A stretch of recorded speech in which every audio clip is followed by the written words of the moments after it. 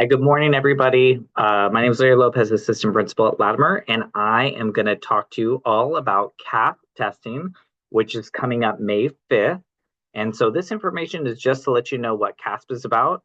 Many of you have already took it, so it's like, Mr. Lopez, why are you going over this?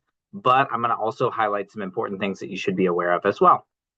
So today I'm going to talk a little bit about what the CASP test is in case you're not sure, why it's important, how we should prepare, and then just tips and suggestions for success. So just so you know what CASP is on January 1st, 2014, CASP system was established. The primary purpose is to assist teachers, administrators, students, and parents by promoting high quality teaching and learning through the use of a variety of assessment approaches and item types. So those tests are usually, you'll see ELA, math, and then for 5th and 8th grade science as well. So let's talk about why this test is important. And one of the questions I want you to think about is, how does the data tell the public about who we are here at Latimer? So this is the data we have from 23-24. So if you have a chance with a partner, share some things that are popping up for you. What are some similarities, differences when you're looking at ELA, when you're looking at math, and some wonderings you notice about each chart? Before you do that, let me just explain. On the left side, we have our ELA, level 4, 3, 2, and 1. So if you're wondering what met, or exceed is, you're looking at level 4 or level 3.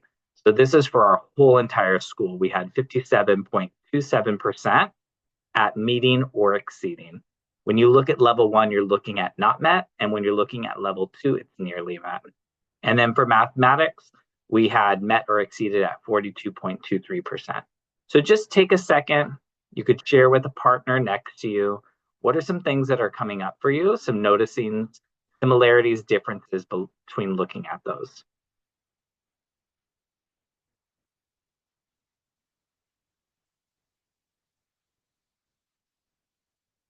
So in thinking about those charts, we're going to talk a little bit about what our goal is for this coming year.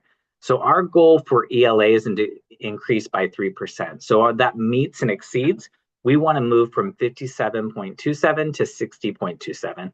For math, we're looking at doubling that and increasing by 6%.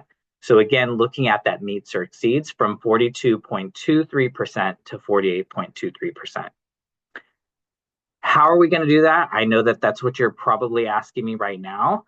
I want to tell you about why we got these goals. So there's a lot of information on the chart. I totally get it. So let me try to break everything down. When we work on iReady, we really promote that because there is typically a correlation between how students do in iReady and how they do on the CAASPP test.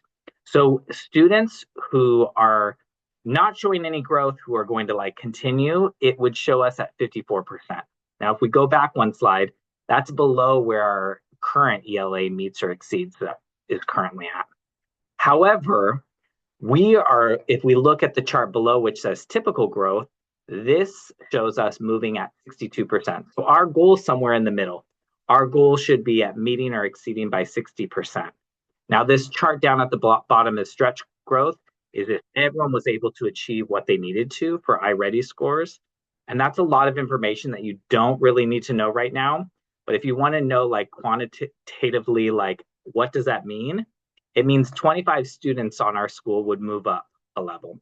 This means 4 per grade level. So just imagine you could be one of those 4 that might move up the grade level and may promote us from that 57% to 60%. Let's talk about math. So similar, we're going to look at math. Based on our iReady scores, we're currently at 43%. If we go back to, we see math was at 42% when we started. So the fact is that if we don't show any growth, we are still on track for where we would be if we stayed the same as far as math goes.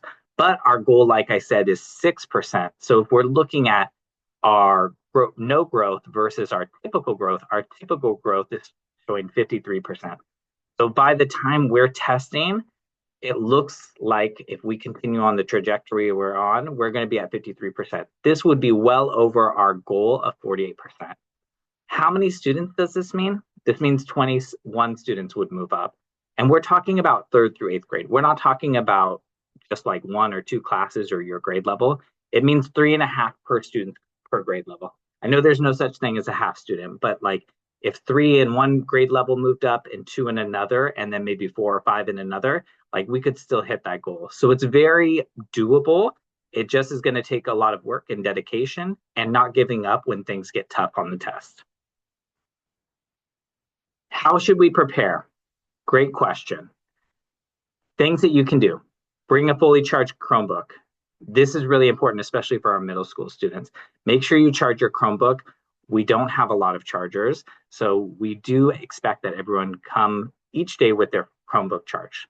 Also, getting a good night's rest and breakfast. You'd be surprised how much more we can function when we eat well, when we sleep well, and so just being mindful of those things is really important. Listen and reading all instructions. This is key. There's oftentimes questions ask you to pick two answers or pick the most that correspond with the correct answer. So really making sure that you listen to and read all of the instructions and having a growth mindset. You may feel like you're not a good test taker or whatever the concerns might be, but if you try and really believe in yourself, you'd be surprised what you can do. Also, how we should prepare. These are a couple things that I shared with our teachers. On the CAASPP website is practice questions. You may be doing that in your class. You may get an opportunity to dabble in that as well. We have pair deck activities and quiz activities that teachers can use as their resources. But again, sometimes it's just good to look at some of the questions and see what they're asking. And then tips for success when you're actually going through it. Read the questions carefully. I can't stress this enough. Sometimes it says what's not the correct answer. So sometimes we think we're only looking for the right answer, and sometimes the question asks us to select what's not the correct answer. Skip a question and come back to it. It's not always recommended, but if you need a moment, you can always come back to it. Also, don't forget to check your answers. Go through it. If you finish early, it's okay to go back and just make sure. Take seriously and do your best. And like I said, get lots of rest and eat well. Even just trying your best and believing in yourself can make a huge difference. I know that we can get these scores up. I believe in every one of our students, and I think we all believe in every one of our students. The thing is, you have to believe in yourself. And no matter what you think as far as English or math goes, we do believe you can do the best you can. You'll eventually get a report that shows you your score. This is an example of what you would be receiving. Again, this isn't something that you see during this school year, but usually something that's mailed home. So I just wanted to make sure, in case you're wondering, this will also help you in understanding a little bit more about your score. And that's information I can share with you at a later point. But testing begins May 5th. We're really excited. We know that we are going to do an amazing job just seeing what we're seeing and just seeing the growth that you guys have done. Super impressed by everyone. So I just want to share this good luck, and we'll be chatting soon. Take care, everybody.